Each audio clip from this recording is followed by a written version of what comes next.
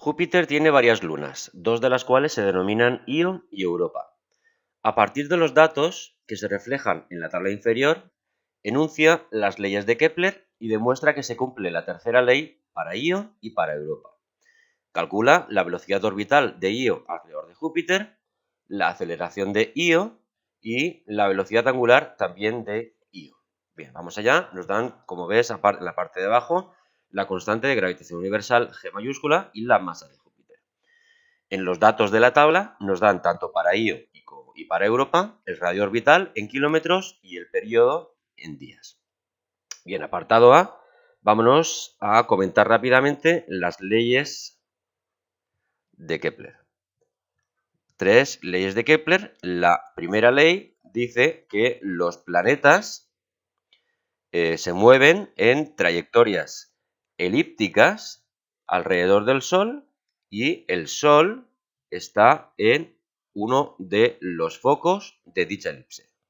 Si nos dibujamos la elipse, en uno de los focos pondremos el Sol y ahora la vamos a hacer bastante alargada, aunque en realidad no lo es tanto. Esta sería la trayectoria de cualquier planeta alrededor del Sol. La importancia de la primera ley es evidenciar que las órbitas no son circulares, sino elípticas, nada más. Bien, la segunda ley es un poco más complicada, pero la segunda ley o ley de las áreas dice que el radio vector que une el Sol con el planeta, vamos a dibujarlo.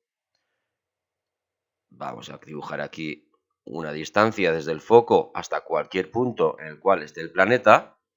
Ese radiovector recorre áreas iguales en tiempos iguales. Vamos a poner aquí arriba un punto 1, aquí abajo un punto 2 y suponemos que el planeta se mueve a lo largo de esta curva desde el punto 1 al punto 2. El área interior, que vamos a llamar A1, ha de ser igual en cualquier otro punto, en cualquiera otros dos puntos de la órbita, con la condición, vamos a dibujarlo aquí a la derecha, vamos a poner un punto 1, el radiovector que une el Sol con el planeta en el punto 1, y este planeta en el punto 1 se va a mover a lo largo de la curva y vamos a llegar al punto 2. Unimos el Sol con el punto 2 y si el tiempo desde el punto 1 al punto 2 en cualquier lugar de la órbita, este tiempo, incremento de t que estoy dibujando a la derecha en verde, es el mismo que el incremento de t que estoy dibujando a la izquierda en rojo, si es el mismo, el área 1 que he dibujado a la izquierda ha de ser al área 2 que estoy dibujando en la derecha. Es decir, el radiovector que une el Sol con cada uno de los planetas barre áreas iguales en tiempos iguales. Esta es la ley de las áreas o segunda ley de Kepler. Aunque no nos lo pide, podemos ver que la longitud del arco recorrido por el planeta en la parte izquierda, área 1, en el tiempo que te he marcado en rojo, incremento de t, este arco es más pequeño, más grande que el arco que te he marcado en verde a la derecha. Por tanto, si a la derecha el arco es más pequeño, ha de recorrer menos distancia y por lo tanto la velocidad va a ser más pequeña que la velocidad a la izquierda en rojo, porque el arco es más grande y por lo tanto en el mismo tiempo ha de recorrer mayor distancia sobre ese arco. Luego la velocidad del movimiento del planeta no es el mismo en cualquier punto de la órbita. Es mayor cuanto más cerca esté del Sol y menor cuanto más lejos esté del Sol. Bien, esa es la segunda ley y la tercera ley ya tiene expresión matemática y relaciona el radio orbital con el periodo del planeta. Bien, dice que el cubo del radio medio o radio vector que une el Sol con el planeta dividido el cuadrado de su periodo o tiempo que tarda en dar la vuelta alrededor del Sol es siempre constante. Eso es lo que dice la tercera ley. En forma matemática, el cubo del radio medio, distancia Sol al planeta, dividido el cuadrado del periodo, cuando hacemos esta operación, el resultado siempre nos sale un número constante, vamos a llamar a esta constante K, para todos los planetas, o para todos los cuerpos que orbitan alrededor del mismo centro, en este caso, el Sol. Bien, ya tenemos las leyes. Vamos a demostrar que se cumple tanto para Io y como para Europa, cuyos datos tenemos en la tabla. Borramos esta pizarra, ponemos una nueva. Bien, estamos en el apartado B. Bien, ahora no tenemos el Sol en el centro, sino que nuestro centro es el planeta Júpiter. Todos los cuerpos que orbiten alrededor del mismo centro, en este caso Júpiter, cumplirán las leyes de Kepler. Tendrán una órbita elíptica, cumplirán las leyes de las áreas y cumplirán también la tercera ley que dice, recuerda, el cubo del radio medio, en este caso a Júpiter, dividido el cuadrado del periodo, ha de ser igual a una constante. Y se ha de cumplir tanto para Io como para Europa. Como ves en la tabla, tenemos ya el radio orbital de Io y de Europa y tenemos el periodo. Necesitamos el cubo del radio orbital y necesitamos el cuadrado del periodo. Vamos a ponernos aquí un poquito, vamos a alargar esta tabla. A ver si me sale un poquito recto. Bien, tenemos el radio orbital en kilómetros. Vamos a poner R cubo como el cubo del radio orbital. Cogeremos el valor 421.800 kilómetros, lo voy a marcar en rojo, este de aquí, y lo vamos a hacer el cubo.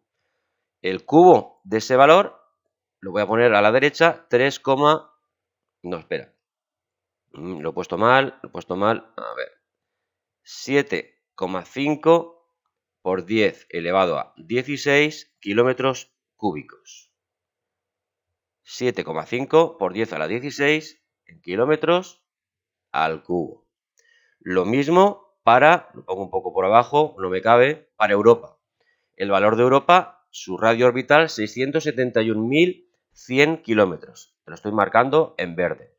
Lo ponemos aquí, hacemos el cubo y sale 3,02 por 10 a la 17 kilómetros al cubo.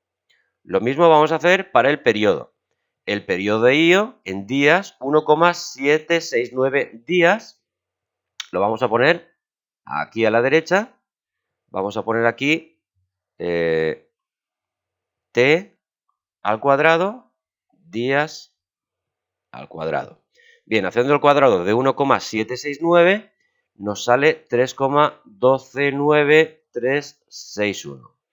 Y haciendo lo mismo para el periodo de Europa, 3,551, lo ponemos aquí a la derecha, hacemos el cuadrado, 12,609601. Bien, ya tenemos los cubos de las distancias medias a Júpiter y el cuadrado del periodo. Lo único que tenemos que hacer ya finalmente es dividir ese cubo de la distancia media y el cuadrado del periodo. Lo vamos a poner aquí, r cubo dividido t cuadrado.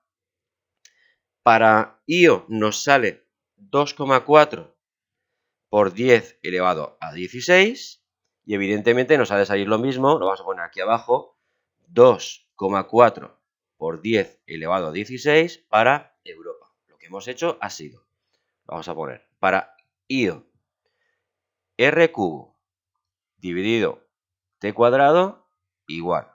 R para Io era 7,5 por 10 elevado a 16, que ya era el cubo de R, y t al cuadrado, que nos salía 3,129361, y esto ha de salir 2,4 por 10 elevado a 16, y esta es la constante de Kepler.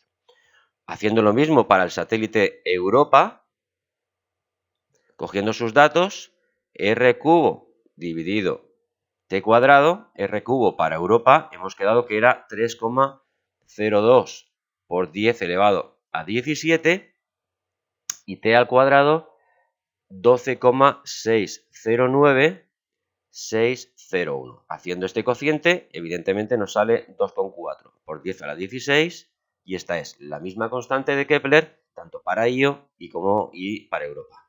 Luego, demostrada la tercera ley de Kepler. Vamos al apartado B. Borramos esta pantalla y hacemos una nueva. Apartado B. Leemos el enunciado, nos pide, calcula la velocidad orbital de Io alrededor de Júpiter. Io. Bien, tenemos dos maneras de calcular la velocidad orbital. Primera forma. Si suponemos, sin mucho error, evidentemente, que la órbita es una circunferencia, la velocidad orbital sería distancia recorrida, circunferencia 2pi por r, dividido el periodo o tiempo que tarda Io en dar la vuelta alrededor de Júpiter. Lo tenemos todo. Lo único que tenemos que pasar los datos al sistema internacional. Cogemos para Io, R, radio orbital, 421,800 kilómetros. Estos serían 421,8 kilómetros. Lo ponemos 3 ceros más para ponerlo en metros. Lo vamos a arreglar un poquito porque sí queda muy feo. 4,218 por 10 elevado a 3 y 3, 6, 8 metros. Bien, ya tenemos el radio orbital. El periodo lo tenemos que pasar a segundos. El periodo para Io son 1,769 días. Hacemos un factor de conversión. Un día lo ponemos abajo. Son 24 horas. Una hora son 60 minutos. Y un minuto son 60 segundos. Haciendo esto, nos sale un periodo para Io de 152,841,6 segundos. 152.800 segundos. Ya tenemos el periodo. Lo único que tenemos que hacer ahora es sustituir. Esta R la pondremos aquí en la velocidad y este periodo lo sustituimos donde pone el T mayúscula, el periodo. Vamos a poner los datos y calculamos. V igual a 2 por pi r, sustituimos 4,218 por 10 elevado a 8. Y el periodo 152,841,6 segundos. Dividiendo esto, nos sale aproximadamente 17.339,8 metros por segundo. Vamos a recuadrar un resultado final. Vale, que quede un poco más bonito. Bien, como digo, esta era la primera forma, pero tenemos una segunda forma. Vamos a ver si nos cabe aquí abajo. Segunda forma. La velocidad orbital, como sabes, es la raíz cuadrada de la constante de gravitación universal que nos dan en el enunciado. Aquí arriba está. Y la vamos a poner aquí en esta fórmula. ¿Qué más? La masa del centro alrededor del cual gira, en este caso, el satélite Io. El centro, en este caso, es el planeta Júpiter. Lo tenemos también. La masa de Júpiter la tenemos aquí arriba. Nos la da el enunciado. Te la estoy marcando en verde aquí. Y dividido la distancia orbital entre Io y Júpiter, que también la tenemos. Y además la hemos pasado ya a metros en la primera forma. Aquí arriba te la estoy marcando y la vamos a poner aquí abajo. Como digo, lo tenemos todo, solo tenemos que sustituir. Igual, raíz cuadrada de constante de gravitación 6,67 por 10 a la menos 11. La masa de Júpiter la copiamos 1,8986 por 10 a la 27 kilos. Y la distancia orbital entre Júpiter e Io en metros 4,218 por 10 a la 8 metros.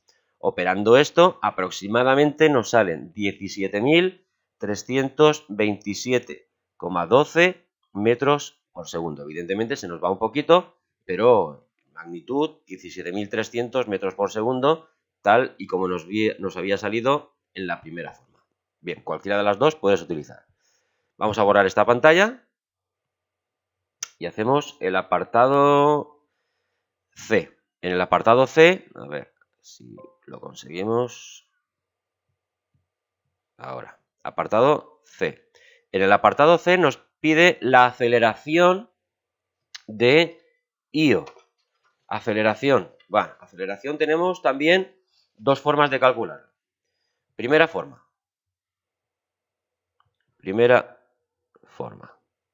Dado que IO se mueve en una órbita circular, en este caso, una órbita curva, la aceleración es una aceleración centrípeta. Y la aceleración centrípeta, que vamos a marcar como A sub c, es el cuadrado de la velocidad orbital dividido la distancia r o radio orbital entre Io y Júpiter. Lo tenemos todo porque la velocidad orbital la hemos calculado en el apartado A. La vamos a poner 17.000, vamos a poner el último que hemos calculado, 17.327,12, lo tenemos que elevar al cuadrado, metros por segundo, y la distancia orbital entre Io y Júpiter, 4,218 por 10 a la 8 metros. Operando esto nos sale 0,712 metros por segundo al cuadrado como la aceleración de Io a esa distancia de Júpiter. Hay otra forma. La segunda forma